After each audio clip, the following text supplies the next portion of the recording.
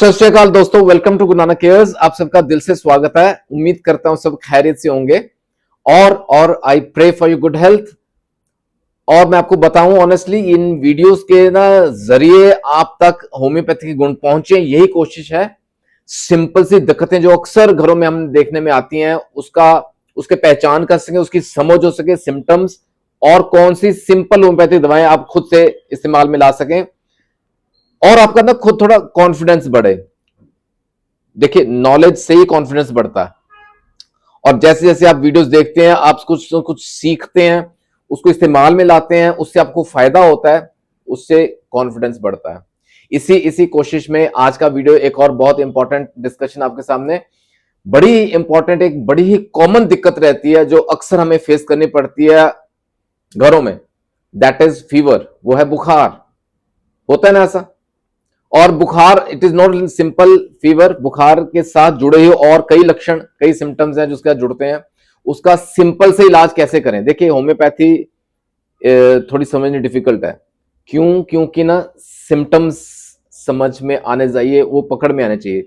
Symptoms बदल जाते हैं, दवा बदल जाती है, लेकिन बाय गॉड्स ग्रेस, परमात्मा की कृपा से बहुत ऐसी सिंपल दवाएं हैं जो अक्सर घरों में हो तो समझ में आती हैं, उसको यूज करना आता है, आ जाता है हमें इजीली, हम सीख जाते हैं। या बाय कॉम्बिनेशन सॉल्ट्स।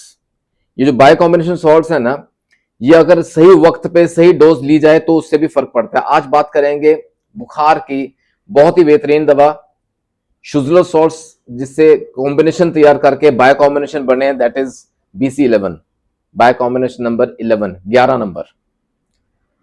थोड़ा सा समझेंगे इसके अंदर क्या है ऐसा जो हमें कहां मदद कर सकता है और इसको हम किस तरह यूज करें जिससे हमें मैक्सिमम बेनिफिट मिले। तीन चीजें इंपॉर्टेंट है। पहला तो बुखार तो है ही है, बुखार के साथ एसोसिएटेड तीन इंपॉर्टेंट चीजें हैं।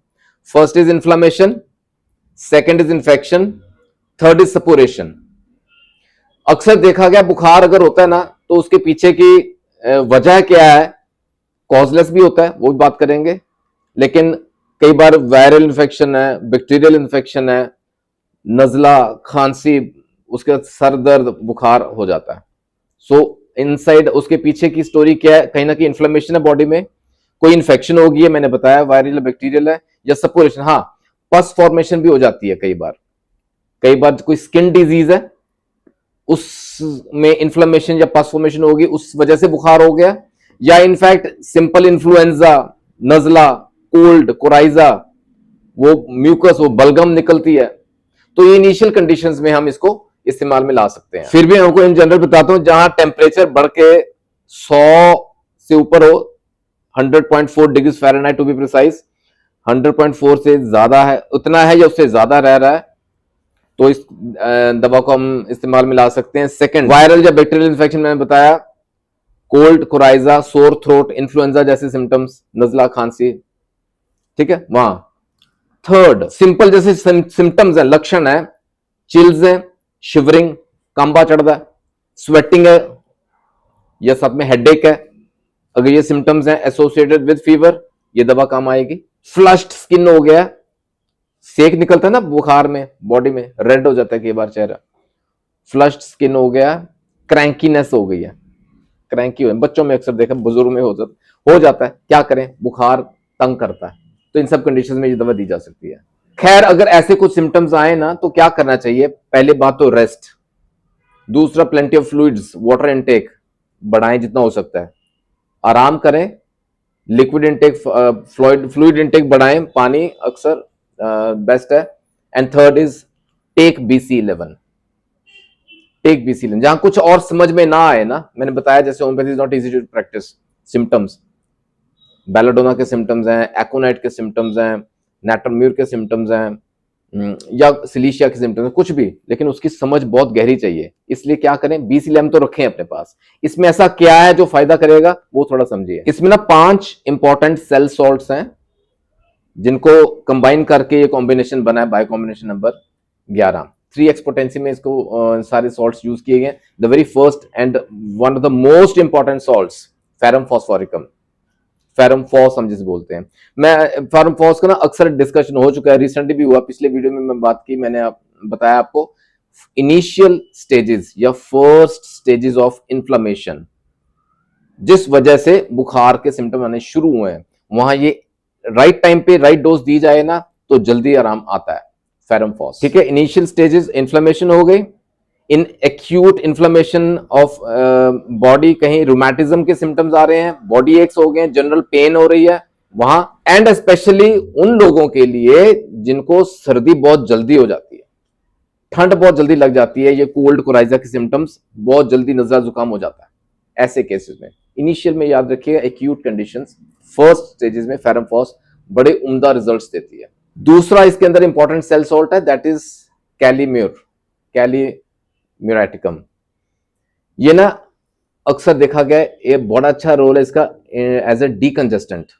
खांसी होती है, नजला है, कंजेशन हो गई है, नेजल कंजेशन हो गई है, उसको डीकंजेस्टेंट का काम करेगा कैलीम्यूर। इसको हम ना कटारल डिसऑर्डर्स बोल देते हैं, जहां कटार फॉर्मेशन होनी शुरू हो गई है, इन सब एक्यूट इन्फ्लेमेटरी डिसऑर्डर्स ऐसे केसेस में दिया जाता है। और जहां ना ग्लैंडुलर स्वेलिंग्स भी हो जाती हैं, देखिए हम समझते हैं ग्लैंड्स में स्वेलिंग हो जाती है, बुखार की वजह से भी हो जाती है, तो कैलीम्यूर बड़ी अच्छी दवा है, वहां ये हेल्प करती है। तो मोटा मोटा समझिए, यहाँ रन्नी नोज है, सोर थ्रोट है, कफ है, बलगम आती है, तो इन सब केसेस में कैलीम्यूर हेल्प करती है, ठीक है। तीसरा इंपॉर्टेंट सेल सॉल्ट है कैलीसल्फ, कैलीसल्फ्यूरिकम। जहां बॉडी में इन्फ्लेमेशन हो गई ना, ये सपोर्ट करती है बॉडी को, ये सपोर्ट करती है specially the respiratory conditions also, respiratory conditions जहां सांस लेने में दिक्कतें आ रही हैं, साथ में बुखार के साथ एसोसिएटेड सिम्टम्स देखिए कितने कवर करते हैं सब सेल सॉल्ट्स। क्यों ऐसा कह रहा हूं, क्योंकि ये जो सॉल्ट है ना kali sulph, it affects the mucous membranes.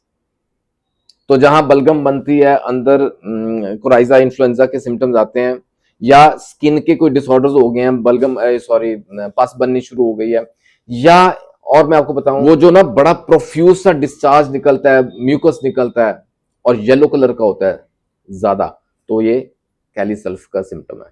चौथा इसमें इंपॉर्टेंट सेल सॉल्ट है नेट्रम्यूर, नेट्रम्यूरेटिकम। तो natrum mur also acts as a decongestant, और एलर्जिक राइनाइटिस के केसेस में हे फीवर बोलते हैं ना, नजला, खांसी, बुखार, आंखों से पानी, रड़क पड़ती है, बर्निंग, नाक के अंदर खुजली, गले के अंदर खुजली, इरिटेशन, इचिंग, और साथ में होता है हेडेक, सर में दर्द, ठीक है, एसोसिएटेड सिम्टम्स है बुखार के, तो नेट्रम्यूर बड़ी अच्छी दवा है। And finally the fifth important cell salt is natrum sulph, natrum sulphuricum. Natrum sulph जो है ना, ये बड़ा अच्छा सपोर्टिंग रोल अदा करता है जहां कफ के कंडीशंस हैं, खांसी की दिक्कत रह रही है, जहां एक्सेस फ्लूइड बनना शुरू हो गया, उसको मैनेज कैसे करना है, और ये ना, और it is a good detoxifying agent also.